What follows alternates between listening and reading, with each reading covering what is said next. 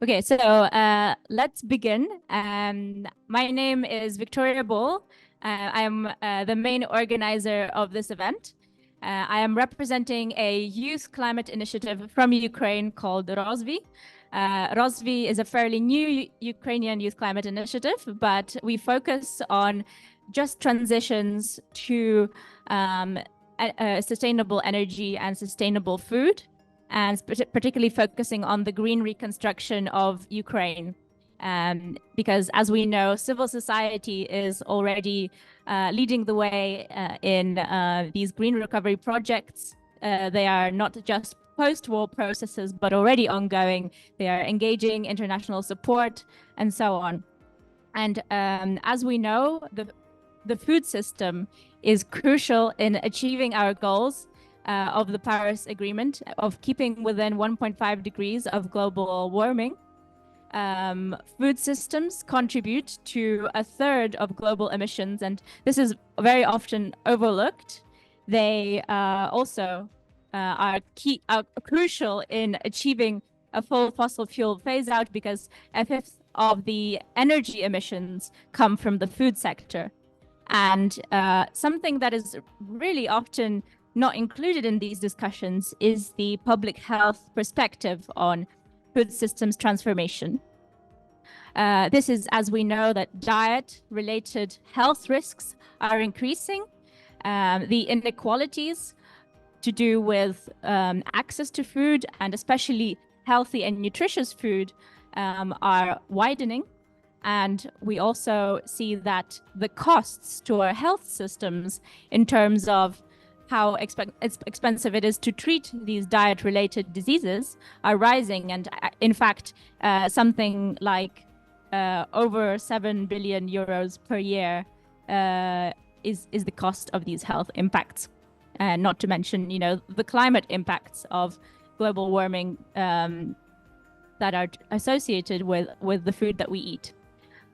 Eastern Europe is a region that is dealing with a lot of different crises, a lot of different challenges, and namely the war in my home country in Ukraine, which is not just affecting the food and agricultural systems and production nationally, but also across the whole region. And this is what we're going to be talking about today, and the solutions that different sort of sectors can implement and different stakeholders can contribute in order for a just and effective transition of our food systems. I'd like to introduce our next speaker, who can perhaps shed a little bit more light on the sort of public health nutrition side of things. So Dr. Edmond Fernandes is the director of the Edward and Cynthia Institute of Public Health,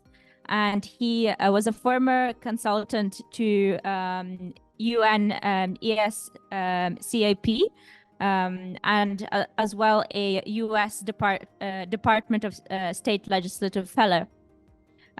His work has impacted 2.9 million people and counting till date, and influenced several policy transitions in public health. So Dr. Edward Fernandes, thank you for joining us, first of all. I wanted to ask you, as someone with so much public health expertise, could you share how the environmental destruction of land and water resources during war can potentially threaten public nutrition? Thank you, Victoria, for this very pertinent question. And I would probably like to begin with the fact that every war has consequences. And it's not just about economic consequence, but about how social protection at the heart of citizenship is affected and impacted, which would probably take several years to then catch up with. But the most inspiring part of this story is that Ukraine has engaged in green initiatives, which is, of course, the present and the future, both in the context of war and even otherwise.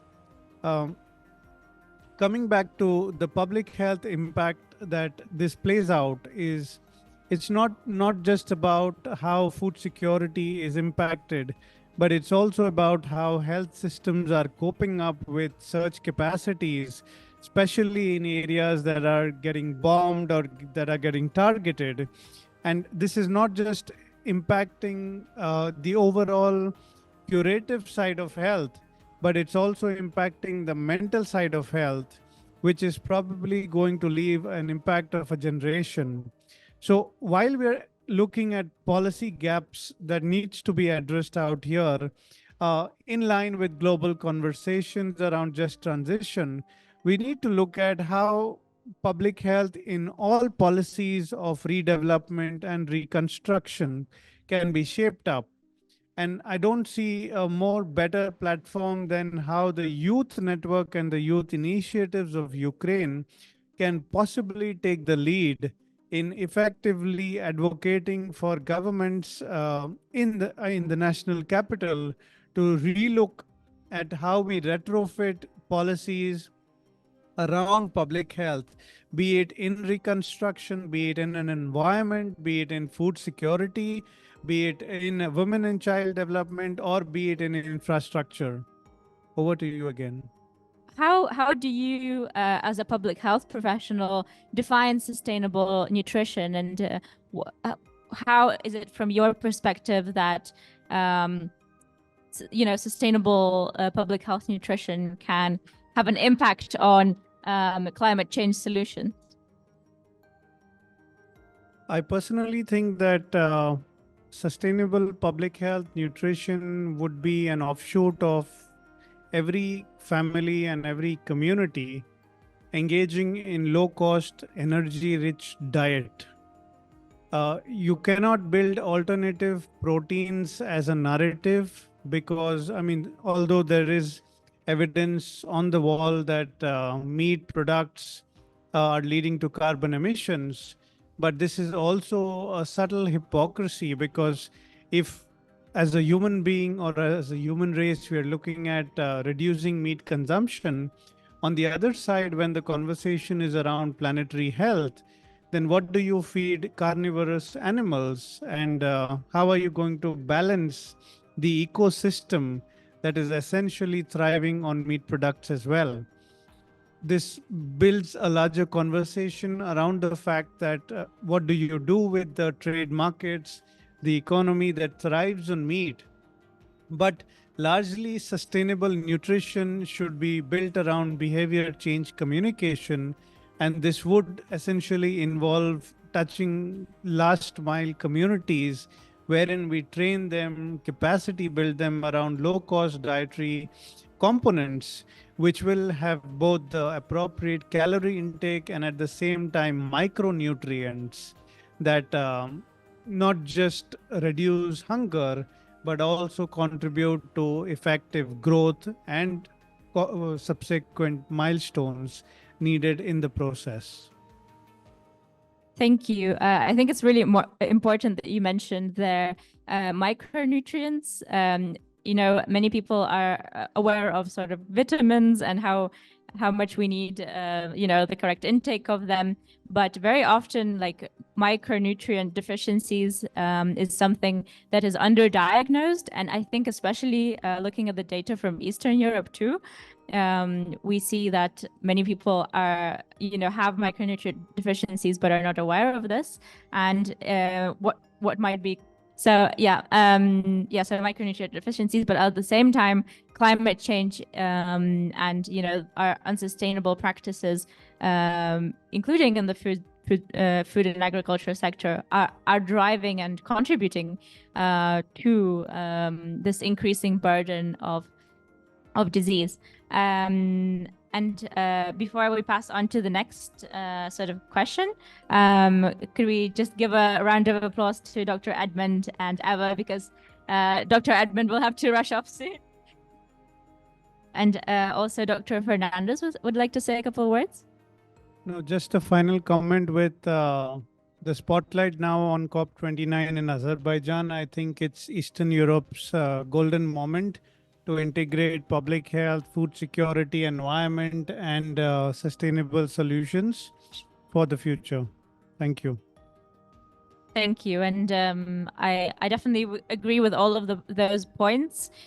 We can see that at this COP, at COP28, Eastern European countries have shown some leaderships, perhaps unexpectedly, in making commitments to more sustainable food and agricultural systems, as well as commitments to improving the situation with health impacts of climate. So like, for example, Ukraine has signed both the Declaration on Climate and Health, sort of spearheaded by the UAE, and the Declaration on Sustainable Agriculture, Food, and so on. And so have other countries, you know, some of them have maybe signed one or the other. But as we've already said, there's work to be done to ensure that we stick to those commitments, or our countries make those commitments in the first place. So I guess if nobody has anything to add, I suppose we can end here. And I want to say a massive thank you to our speakers who have, you know, communicated their points so eloquently and so clearly from such different perspectives. So thank you very much. And I hope we can continue collaborating on these solutions for both food security and health together. Thank you. And a round of applause to all of you.